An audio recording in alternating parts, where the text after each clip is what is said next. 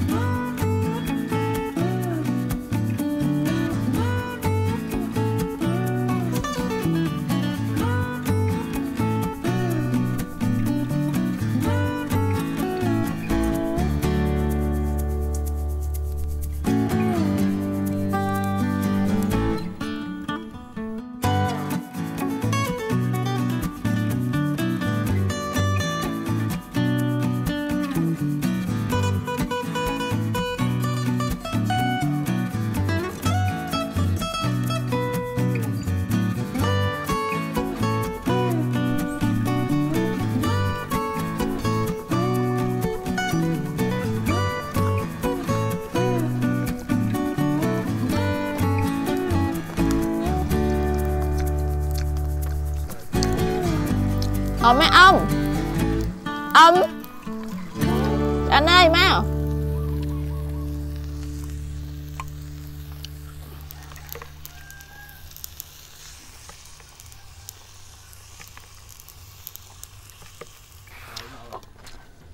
mau anh ơi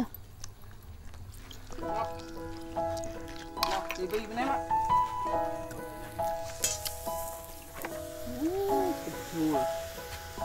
ăn mấy nó ống đều bánh hắn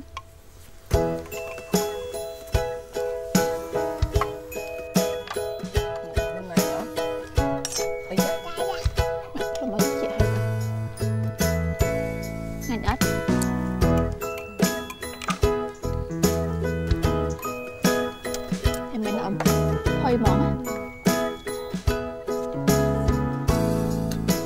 bên phá rồi quý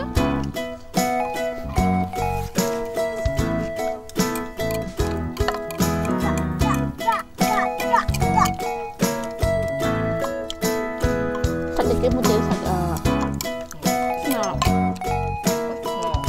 ngọt cái bên tự đá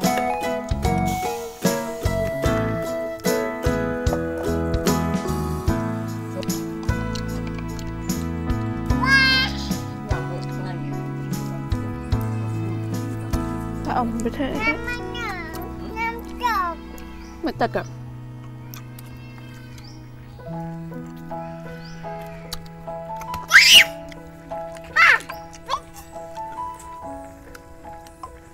hạt tủ quá hả?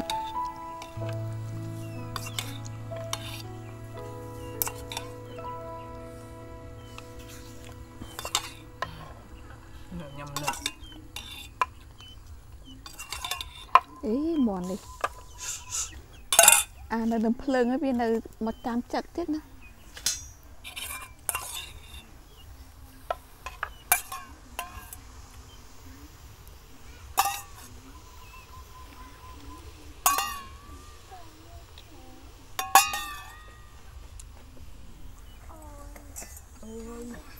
Đảo cái này nhà mà lên cho anh nhanh. Ừ. Nhanh. Ừ.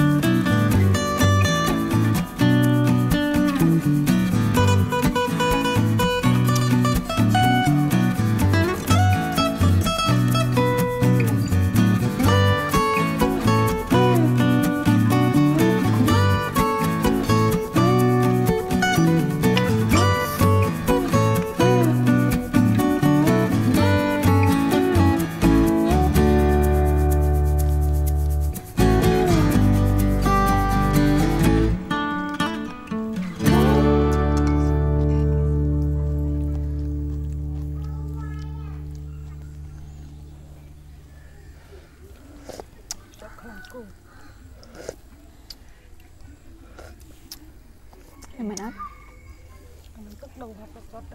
chết món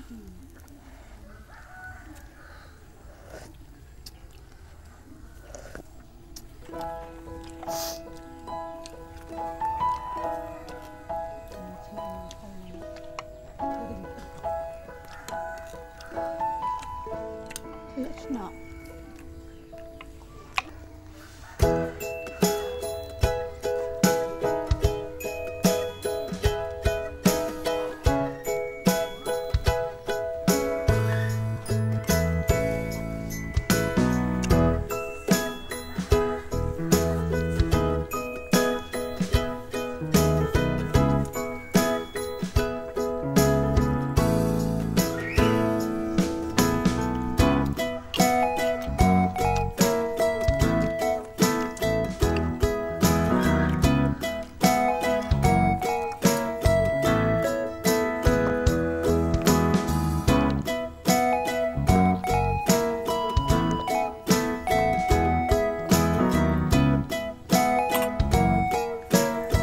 Và cả tam đanនៅ channel របស់នាងខ្ញុំបើគិតថាវីដេអូនេះល្អសូមជួយ subscribe like ហើយ share ទៅបងប្អូនទាំងអស់គ្នាផងណាដើម្បីទទួលបាននូវវីដេអូថ្មីៗពេលក្រោយទៀត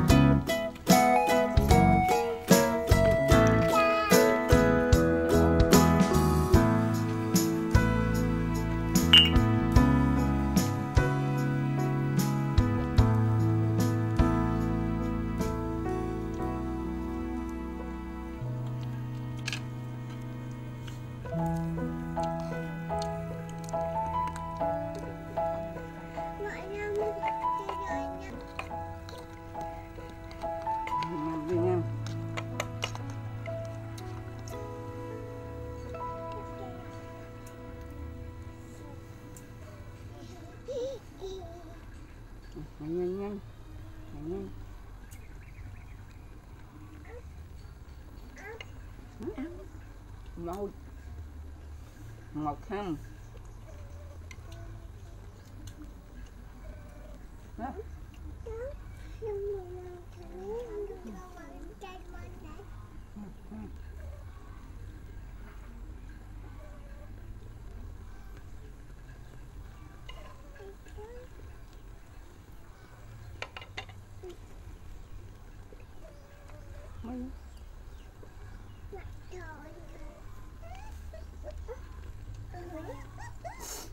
Cháu